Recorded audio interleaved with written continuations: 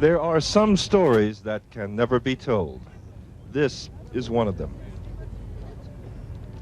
Not with these pictures, or these pictures, or a million more. And not with words either, not these words or any others. It is all too much. A calamity of such epic proportions, so massive in size and scope, the truth of it is far beyond journalism's reach. 1.5 million Rwandans, nearly 20% of the country's entire population, trying desperately to survive one more day in this relentlessly inhospitable corner of Zaire. It is not like the famine in Somalia. It is not like the flight of the Iraqi Kurds into the mountains of Iran and Turkey. It is not like the siege of Sarajevo or the plight of Bosnians displaced by that war. It is not like anything I've ever seen in 30 years as a reporter. It is, I think, the standard against which all future tragedies will be measured. For all up and down this road that leads north from the border, there is madness and horror beyond telling, beyond belief. We're exposed to death every day and night. It's a desperation I read on all the faces here. And yours too? Yeah, mine too. This is Yves, one of the hundreds of thousands of Rwandans now living, or at least trying not to die, on the road from Goma. He's 21. A few weeks ago, he was a student. But as the rebel army advanced, he fled with the rest of his family, walked 3 days across Rwanda to Zaire, running from death to death. His elderly parents are weak and hungry. His brother is already dead. And Yves, who hasn't eaten in several days, is stoic about his own survival. I know that today, if I don't kick the bucket for the disease, I can kick the bucket for hunger. Because till now, nothing has done to save all these people. That's not exactly true. Humanitarian groups like Médecins Sans Frontières, Doctors Without Borders, are doing what they can, which isn't much, with what they have, which is very little. And Yves works in the MSF clinic by the side of the road, trying not to think about home. Would you go back? When? Nowadays, I don't think so, because we are afraid to return there. If we return, we know that we will be killed, will be dislayed, and no one will survive.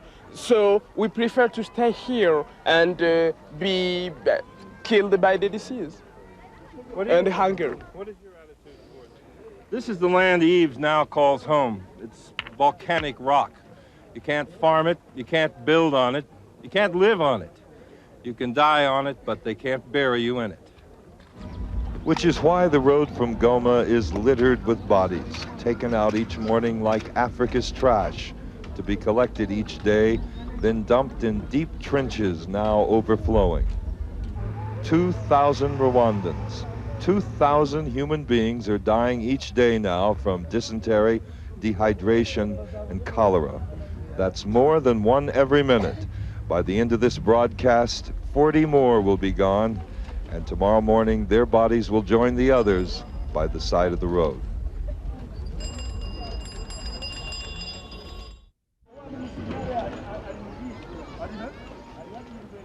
On the road north from the Rwandan border, the smoke rises and holds over the lunar landscape of eastern Zaire, a funeral shroud woven from 1 million campfires. The trees are vanishing fast, and all day, every day, the smoke blends acridly with the foul odor of human waste and the sickeningly sweet stench of death. The air is thick with it, the nostrils choked with it, and still the river of refugees flows from the chaos of their country to the catastrophe of this. This is Andre Mutsitsi, the map of Africa on his face. He's on the road because, like most of the others, he was certain he'd be killed in Rwanda. He's lived 65 years. He's a farmer, or was, that is, and the patriarch of a family so large he cannot remember the number. They're all headed 15 miles past the first big camp to this one.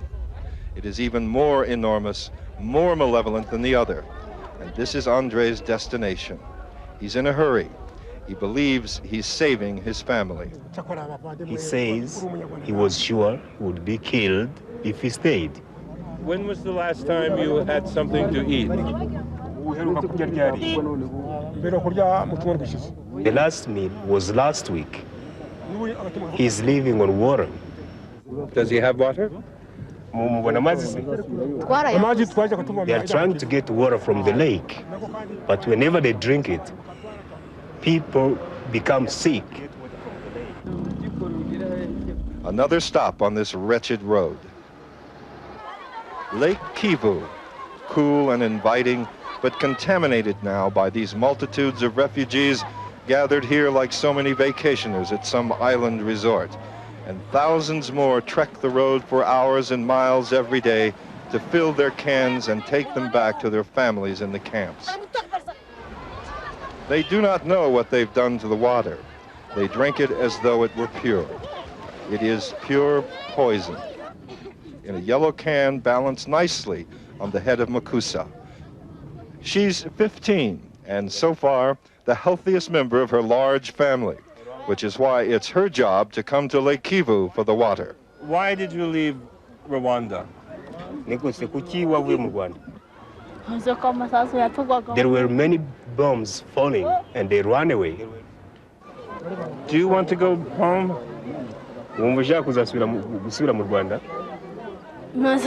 I can't go back, she says, and turns back up the road toward her family, bearing the water that will eventually kill them all. But at least Makusa does have a family.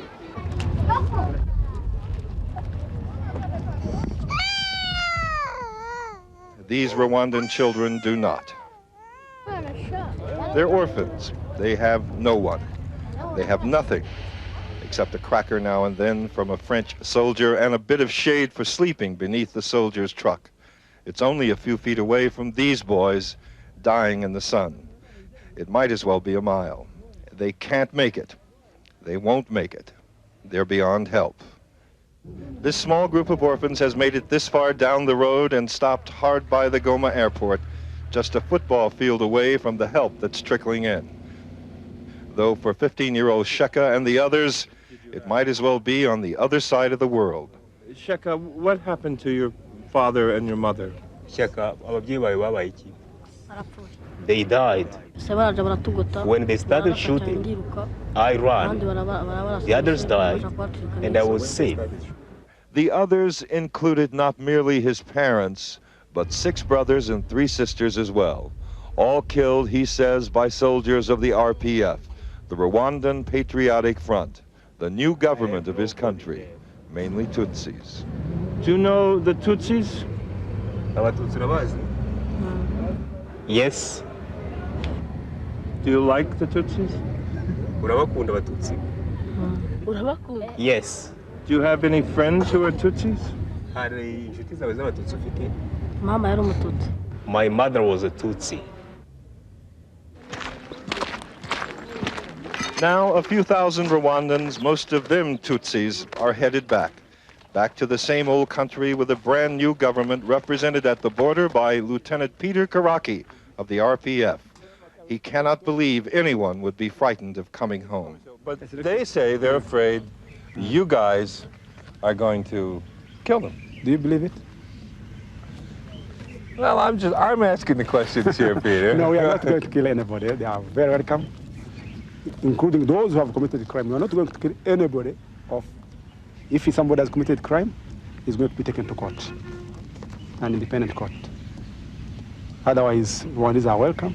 We would want them back. Lieutenant Karaki and I joined a group of Rwandans, mostly Tutsis, who had just crossed the border, heading back home to an uncertain future. Are you prepared? To feed people as they come through here? If you get a large number, We are prepared to share with them on the little we have. Which isn't much, but some are coming back, and those who are don't seem to care about food or water or even the threat of death. That's not the problem, in fact, being afraid or not. the problem is to go back because there's no way of living here. These are desperate people, of course, but they are also quite remarkable, for there is much courage here, and grit, and determination, and faith. Does he think he will make it home?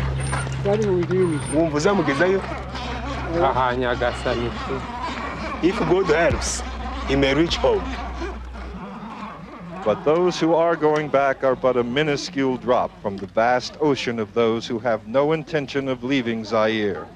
For them, the road leads in only one direction, out of Rwanda and into this unspeakable horror. You're welcome.